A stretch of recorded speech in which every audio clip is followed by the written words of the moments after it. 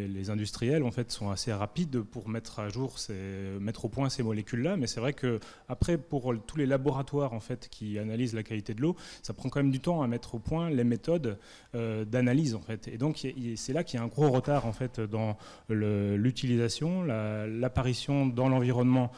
Non, tu ne me feras pas taire. Non, non. L'apparition de ces molécules-là dans l'environnement par rapport au moment où nous on les détecte en fait. Et donc le temps ensuite de mettre des normes dessus, c'est encore plus compliqué pour se dire à quel niveau on doit mettre le curseur en fait. Est-ce que c'est grave ou pas en fait pour l'environnement, pour la santé humaine quoi. Voilà, donc ça c'est une des questions. Mais Mais je voulais apporter un complément par rapport à ça, parce que ce que ça démontre, Nicolas a très bien répondu par rapport à ça, mais la faillite, elle vient du règlement REACH, soyons clairs. Le règlement REACH, normalement, prévoit l'évaluation des impacts sur l'environnement des molécules chimiques qui sont mises. Alors là, chez mon côté europhobe... Avant leur mise sur le marché. Voilà. Et donc, normalement, c'est à charge de celui qui met la molécule sur le marché de prouver qu'il n'y a pas d'influence, etc. Le règlement REACH est une... Alors, c'est un premier pas, on va voir ça comme ça, un côté un peu optimiste, mais il ne joue pas son rôle, parce que s'il jouait son rôle, on ne serait plus en train de se poser ces questions-là, on ne mettrait pas ces molécules sur le marché.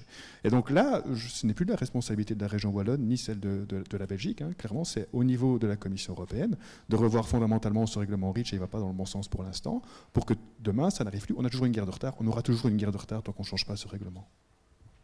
Oui, moi je voulais juste rajouter sur le fait que, enfin, en complément de ce qui a été dit, en fait, on ne trouve que ce qu'on cherche.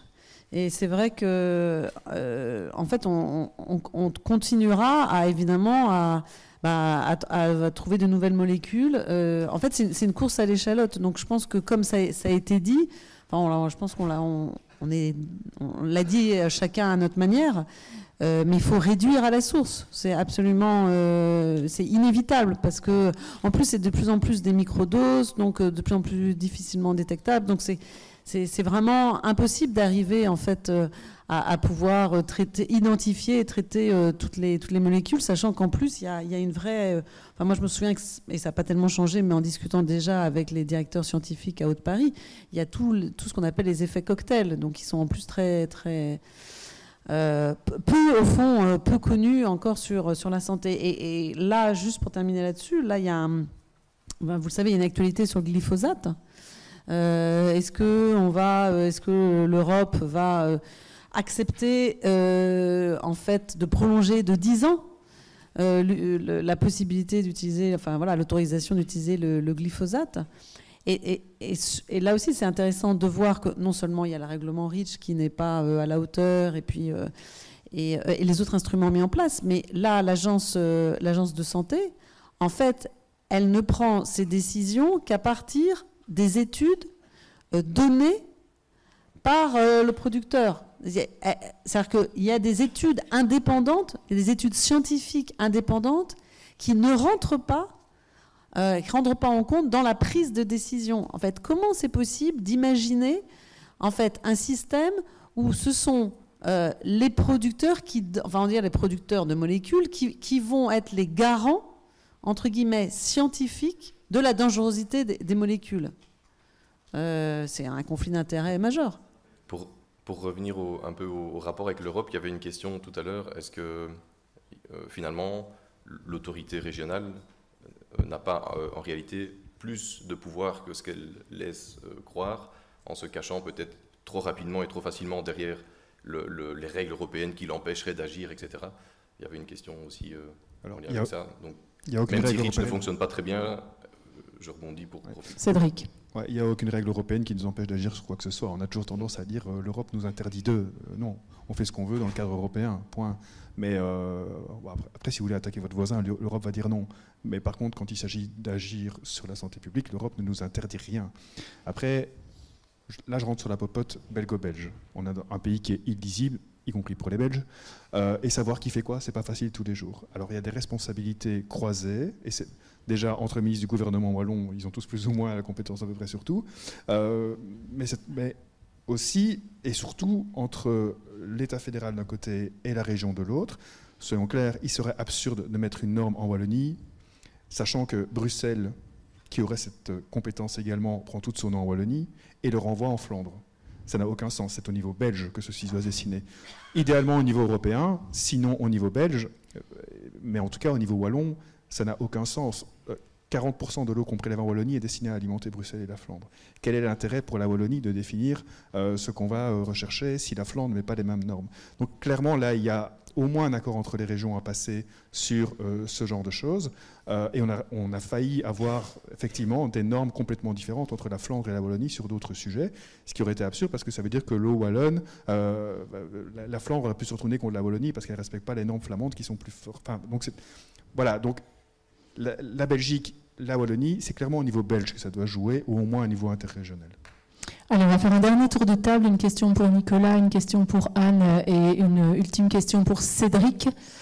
Et je sais que ça sera frustrant, mais on va voir si on ne peut pas trouver un moyen. Je regarde Mathieu, on est en train d'inventer une solution en direct, de vous apporter les réponses un petit peu plus tard, puisqu'on a vos questions, avec un petit peu de disponibilité de la part de nos intervenants. Peut-être qu'on arrivera à faire quelque chose avec ça plus tard, au moment où on vous enverra les actes. On verra. Question pour Nicolas. Pour sourire, hein, quelqu'un dit que pour régler le problème de la goutte des pesticides, il suffirait de construire des piscines olympiques. Voilà. À Namur, si possible. Tout le monde est en grande forme aujourd'hui, c'est bien. Peut-être la question du principe pollueur-payeur. On a évoqué une contribution du secteur phytopharmaceutique. Quelqu'un pose la question de la contribution des agriculteurs au coût d'assainissement des eaux, alors que par ailleurs, ils reçoivent des aides conséquentes de la PAC qui les incitent à produire intensivement, qui est à l'origine de la pollution, et on referme la boucle. Anne Nostrad. En France, la facture de l'usager parisien paye différents acteurs, l'eau, l'assainissement, et puis par exemple les agences de l'eau. Un usager domestique, à peu près, paye presque 1 € au mètre cube pour l'agence, comme redevance pour le prélèvement, et sachant que cet argent va après être mis, par exemple, typiquement dans un dispositif là pour l'agriculture biologique, comme je l'ai montré. Cette même redevance prélèvement donnée à l'agence de l'eau, c'est quelques centimes pour l'usager industriel et quelques centimes, encore moins d'ailleurs, pour l'usager agricole. Donc c'est évident, et c'est un problème qu'on sait. Dans le plan gouvernement, il y a une petite phrase qui est dit qu'on cherchera, je ne sais plus comment c'est écrit, mais en gros, à essayer de rétablir un peu un équilibre des contributions. Bon, on sait très bien qu'évidemment, vu le rapport de force, il n'y aura pas du tout. Donc c'est l'usager domestique qui paye très, très, très massivement par sa facture à la fois, on va dire, le coût, la charge de la politique de l'eau. Donc c'est en effet, moi, je pense, une injustice. Après voir, en tout cas pour la France, très clairement, il faudrait rétablir une juste contribution de tous les usagers par la facture, sachant pour le monde, et je veux pas là encore trop du tout charger le monde agricole, mais de fait, il y a beaucoup de forages qui ne sont non comptabilisés et donc non facturés. Et donc là, on a un problème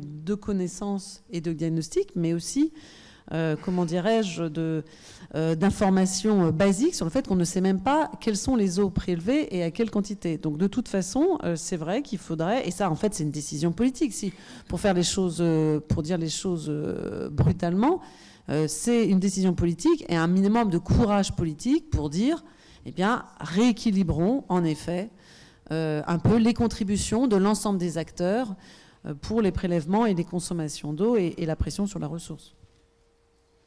Une dernière ? Mathieu, allez, pour la route. Pour la route. Ouais. À propos de la dilution qui est autorisée au niveau de la distribution d'eau, quelqu'un dit l'AFSCA l'interdit dans le cadre alimentaire.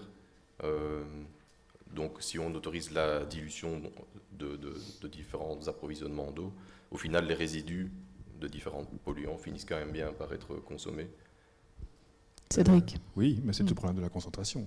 Après, si vous buvez 3 fois plus de litres d'eau, vous aurez 3 fois plus de pesticides. Mais effectivement, la dilution, c'est quelque chose qu'on utilise parce que notre objectif, c'est de respecter la norme. Je ne dis pas que cette philosophie est pertinente, je dis que c'est notre mission aujourd'hui et que c'est la façon la moins onéreuse, y compris au niveau environnemental, de le faire. La solution, elle n'est pas non plus dans la dilution. Je l'ai dit, la solution, c'est améliorer la connaissance, c'est prévention de la source, retrait sur le marché, et in fine, quand on doit faire quelque chose, alors on le fera. Mais ce n'est pas l'option numéro 1. On ne le fait pas par gaieté de cœur. On n'a pas envie de tirer des tuyaux pour le plaisir d'en tirer. Le tout, c'est que l'eau brute qu'on a doit ne plus nécessiter de traitement à l'avenir. On doit le faire, on le fait. Après, sur l'AFSCA, honnêtement, je ne peux pas vous répondre. Est-ce qu'il reste une question pour Nicolas, qui s'est moins exprimé à l'occasion de cette table ronde? Sûrement.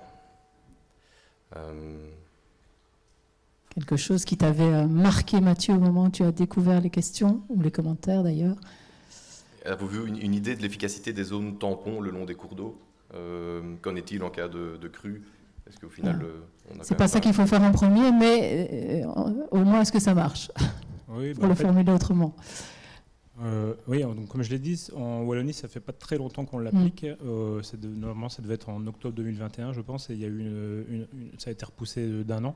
Donc niveau recul, en tout cas sur la qualité des masses d'eau, on ne l'a pas encore, quoi. Donc ça, on peut pas le voir. Par contre, ce qu'on sait déjà, c'est que ce ne sera pas suffisant, puisque il y a plein de cas où on peut penser que les zones tampons, donc le rôle en fait, c'est de stopper le ruissellement et donc de bloquer à cet endroit-là les polluants qui sont contenus dans les eaux ruisselées, quoi, pour éviter qu'elles aillent dans le cours d'eau. Mais donc ça dépend bien sûr de la pente. Dans les zones complètement plates, on peut penser qu'il n'y aura pas d'effet. Donc là, pour les eaux souterraines, ça ne changera rien, ça ira toujours vers les eaux souterraines. Par contre, il y a plein d'endroits où ça peut être utile, mais si à cet endroit-là, sous la zone tampon, on a mis des drains, par exemple, bah, ça passera en dessous, ça ira toujours dans le cours d'eau. Donc c'est juste pour dire que tant qu'on ne change peut-être pas les apports à la source, ben, on n'aura toujours pas l'efficacité optimale, quoi.